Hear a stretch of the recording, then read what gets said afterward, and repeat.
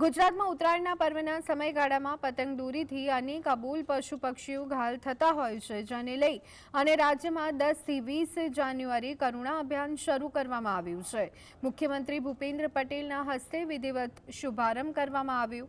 ઉત્તરાયણ દરમિયાન અમદાવાદ શહેરમાં 5000 જેટલા અને રાજ્યમાં 10 થી 12,000 પક્ષીઓ ઘાયલ થાય છે। તેમજ મુખ્યમંત્રીના હસ્તે કરુણા અભિયાન બુકનું વિમોચન કરવામાં આવ્યું। તેમજ વન વિભાગ સારી રીતે રેસ્ક્યુ કરી શકે તે માટે સ્નેક રેસ્ક્યુ એપ પણ લોન્ચ કરવામાં આવી હતી। સાપનું રેસ્ક્યુ કેવી રીતે સારી રીતે કરી શકાય તે તમામ માહિતી પણ આ બુકમાં પ્રસ્તુત કરવામાં આવી હતી।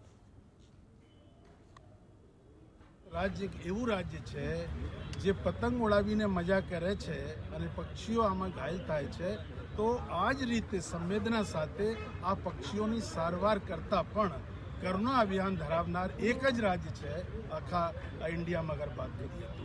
अने मुख्यमंत्री साहेब જ્યારે અહીંયાના એમએલએ ધારાસભ્ય હતા ત્યારે પણ આવતા હતા અને જ્યારે મુખ્યમંત્રી થયા છે ત્યારે પણ દર વર્ષે અહીંયા આવે છે અને સારી રીતે એનું ઉદ્ઘાટન કરે છે।